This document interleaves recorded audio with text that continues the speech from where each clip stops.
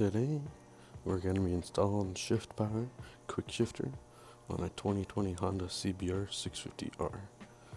I bought this kit from a company called shiftpower.co.uk. It is a push and pull quick shifter for my Honda. Reason why I got this, like I said, it is both push and pull. It does come with different modules, different sensors, and different stuff like that.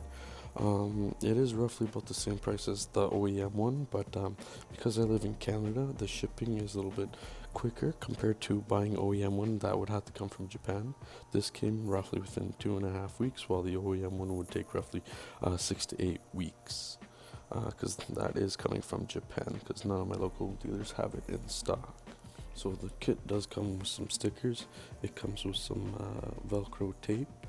Comes with the quick shifter, zip ties, your module, and the harness. What we will have to do is get access to the ignition coils, which I believe is underneath the tank.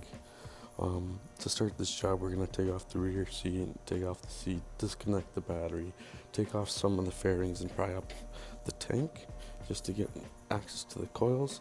And then once we get all that, we're going to install the quick shifter. So we're going to have to take off the linkages, might have to take off the rear sets. We'll see how that goes, but pretty much we're going to be changing this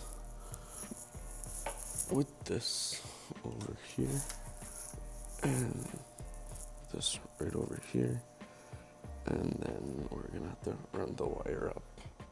So you take off your rear seat and your passenger seat, and then you're going to want to take off the side piece right over here. There's just going to be the one bolt right over here. Start pulling from over here, pull out the grommet, and then slide out.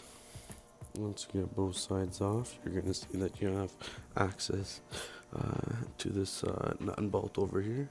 So you can go ahead and crack that, or you can just wait and take off the front and then take off the tank after. Make sure you don't pinch the hoses and all that, so just be careful while you're doing it. So to take this off, you're going to take off the 2 screws and then just slowly pull up.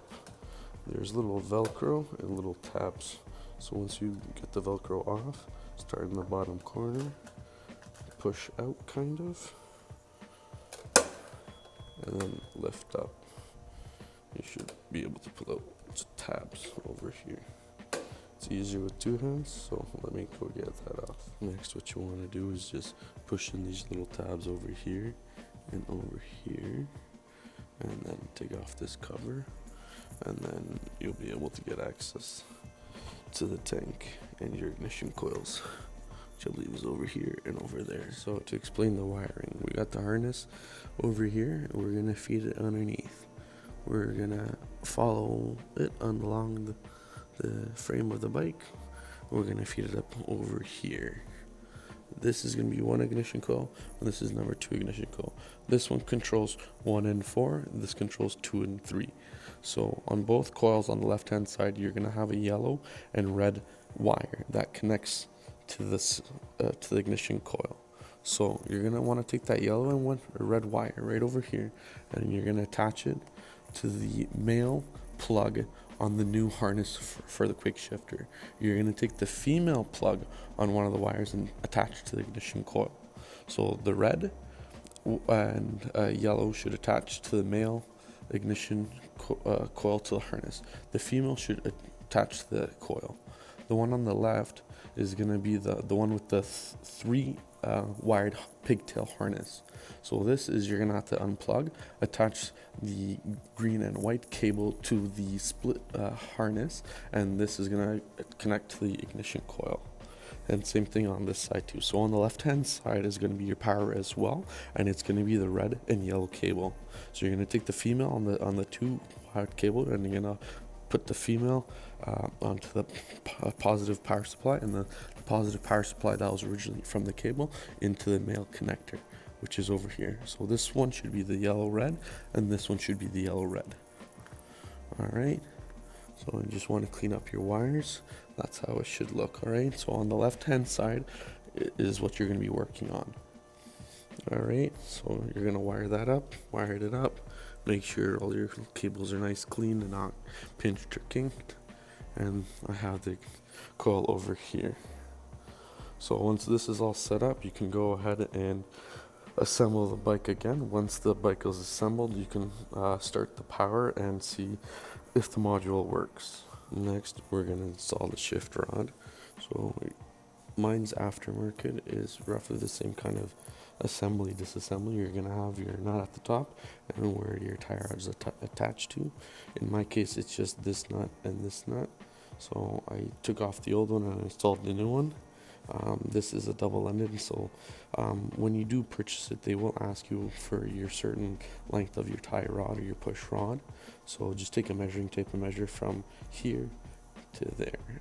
And mine was 65 millimeters, so that's the length of mine. So they provided me one that fits for my bike specific. I did reach out to them as well because I did say that I had some issues with my lever not engaging properly. So they did mention to loosen this up and change the teeth 2 or 3 degrees, so then you do actually get a 90-degree angle over here. So you should also notice when you do push and pull, you should notice the rod engaging right over there. So that's how you see if it's dual action. So yeah, so you're gonna want to attach it over here, fasten it. I routed it to the bike and I fed it into the coil over here. So once you get all that done and ready, you can go ahead and start the bike. So the negative's connected. That's gonna be the system. So we're gonna turn the ignition. The bike is in neutral. The ignition is off. So we're gonna turn on the ignition. You should see an SP that should flash, and to get it operating, you want to hit the ignition. The R is normal. So